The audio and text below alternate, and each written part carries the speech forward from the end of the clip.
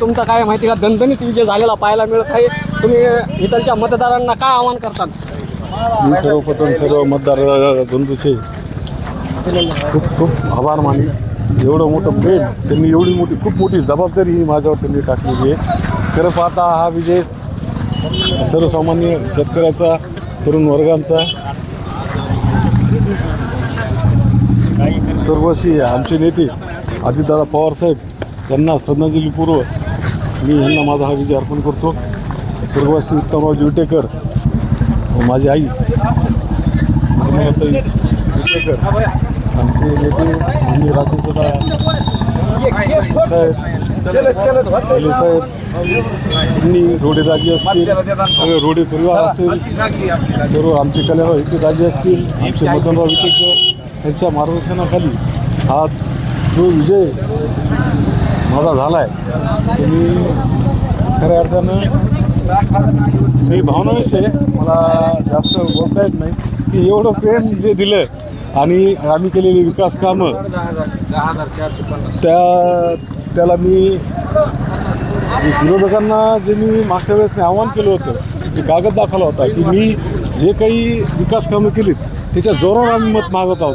आणि त्याच तऱ्हेनं सर्वांना मला 13,000पैकी 10,371 मतं मला मिळाली. म्हणजे बाकी कोणाला विरोध आहे नाही आहे, फक्त ही निवडणूक होऊ द्यायची नव्हती. ही निवडणूक बिनविरोध होणार होती असं चित्र होतं. कारण की ह्या मतदारसंघात आम्ही कामच तेवढे केले होते. ह्या आमचा गोदाकाठचा जो परिसर असेल, शेळगाव गाव असेल, आमचे सर्व तंड्यातले जे सहकारी यांनी जे इतकं मला भरभरून प्रेम केलं की मी आयुष्यभर ह्यांचं ऋण हे विसरू शकणार नाही. ह्या सोनपेठ तालुक्याचं तर प्रेम सतत न्याय विटेकर परिवार राहिले आणि हे सतत प्रेम असंच आमचं राहो. आणि आम्ही कोणत्याही गोष्टीला ह्या सोनपेठ तालुक्याला, माझ्या शेळगाव जिल्हा परिषद गटातील सर्व गावांना, सर्व मतदारांना मी कधीच विसरणार नाही.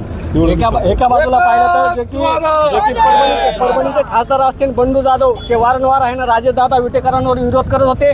जे की परभणीच्या पालकमंत्री असतील मेघना बोर्डीकर, ह्या पण विरोध करत होत्या किंवा तुम्हाला हारण्याचं काहीतरी षडयंत्र रचत होत्या. पण आज तुम्ही जनमानसामधून विजय झाला आहात आणि आज तुमचा विजय भक्कम हे लोकांना दिसत आहे. काय सांगाल? ते खूप मोठे लोक आहेत. माझी ही पहिली निवडणूक आहे, त्याच्यामुळं मी जास्त न बोलता मी फक्त एवढंच सांगेल की आमच्या मताची टक्केवारी, झालेलं मतदान आणि मला पडलेलं मतदान तुम्ही सगळ्यांनी मिळून जरी इथं एकत्र येऊन जरी काय करायचं केलं तरी देखील काँग्रेसचा उमेदवार होता त्याचा तुम्ही फॉर्म काढला, वंचितचा होता त्याचा तुम्ही फॉर्म काढला आणि आज तरी देखील दुरंगी सामना करायचं चित्र त्यांनी एक निर्माण केलं होतं. पण तसं सगळ्यांनी करून देखील ह्या आमच्या सोनपेठ तालुक्यात, माझ्या शेळगाव जिल्हा परिषद गटात आज जे विक्रमी मताधिक्य मला लोकांनी दिले, म्हणजे हे लोकांचं आमच्याविषयी विटेकर परिवारावर हे असलेलं प्रेम हे दाखवून देते. त्याच्यामुळं इथून पुढं तरी त्यांनी काही काही गोष्टी लक्षात घ्याव्या. बरं, येणाऱ्या काळात जी तुमची विकासाची भूमिका तुम्ही आता जाहीरनाम्यामध्ये जी मांडली, ही निश्चितच विकासाची भूमिका जनमानसामध्ये पोहोचेल का? काय सांगा? 100% पोहोचवणार. कारण की त्या आशेवरच लोकांनी आम्ही झालेली कामे आणि आता इथून पुढं जो काम करील त्याला लोकांनी निवडले आणि लोकांना माहिती काम कोण करू शकते तालुक्यात.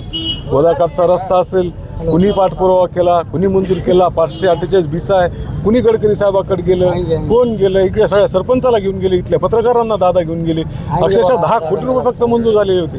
पण दादाने ज्यावेळेस सगळे व्हिडिओ, सगळे इथं उपोषणाला बसलेले सगळे इथले फोटोज जेव्हा गडकरी साहेबाला दाखवलं तेव्हा गडकरी साहेबांना हा 799 कोटी रुपये मंजूर केले. हे आमची कामाची धडपड पाहतात, त्यामुळे लोक आम्हाला इतके मताधिकारी निवडून देतात ना. पाहिलं तर एकत्रित माहिती आहे का, पाथरी विधानसभेचे आमदार राजेश विटेकर यांच्यावर खूप जिल्ह्यातून आहे ना एक कटस्थ म्हणजे विरोध होत होता. पण आज जर पाहिलं तर त्यांचे बंधू दणदणीत अशा प्रकारे विजय झालेले आहेत. परभणी जिल्ह्यामध्ये आता पाहिलं तर एकच राष्ट्रवादीचं वातावरण आपल्याला पाहायला मिळत आहे. तर मित्र हो, मी माझ्या नरोटे